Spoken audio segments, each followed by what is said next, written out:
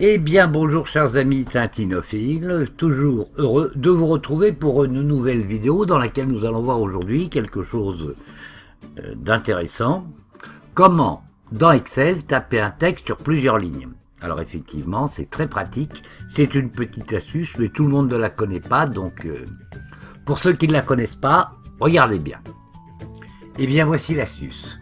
Vous devez vous placer à l'endroit où vous souhaitez couper, passer à la ligne en quelque sorte, et vous appuyez simultanément sur les touches Alt plus Entrée, et pour valider, vous appuyez à nouveau sur Entrée. Alors nous allons le faire, nous allons nous mettre par exemple ici dans nom des personnages, et on va se mettre devant le P parce qu'on veut que le P passe à la ligne du dessous. Donc on tape simultanément sur la touche Alt et Entrée. Voilà ce qui résulte.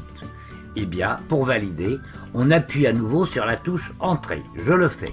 Et voyez, nom des personnages est maintenant sur deux lignes et reste dans la même cellule. Alors nous allons le faire pour le professeur Trifon Tournesol. Nous nous mettons ici. Et on va se mettre devant le T de Trifon et on va faire Alt plus Entrée. Et ensuite on va valider. Voilà, professeur Trifon Tournesol.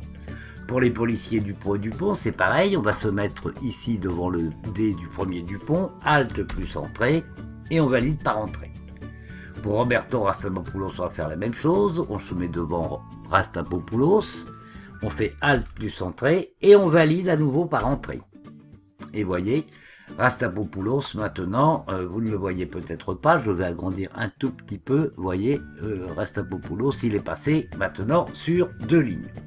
Alors voilà l'astuce, on termine ici par exemple, aventure dans laquelle ils se sont présentés. On va essayer de voir si en se mettant devant le il, ici, ça marche. Donc touche Alt plus touche Entrée en même temps, simultanément, et on valide par Entrée. Et voilà.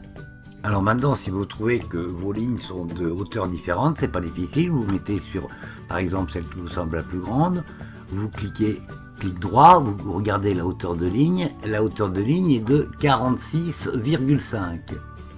Ok. Et bien maintenant vous sélectionnez toutes les lignes, clic droit, hauteur de ligne,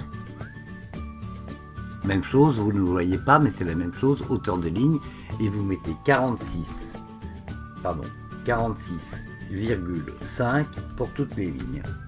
Et voilà, maintenant vous pouvez aussi décider que le texte soit centré au milieu de la ligne, donc la colonne est sélectionnée, donc vous mettez ici, et voilà, vous allez voir, maintenant votre tableau est beaucoup plus propre, toutes vos lignes ont la même hauteur de ligne. Voilà, je vous remercie d'avoir regardé cette vidéo, je vous dis à très bientôt pour une prochaine. Au revoir à toutes, au revoir à tous, et encore merci.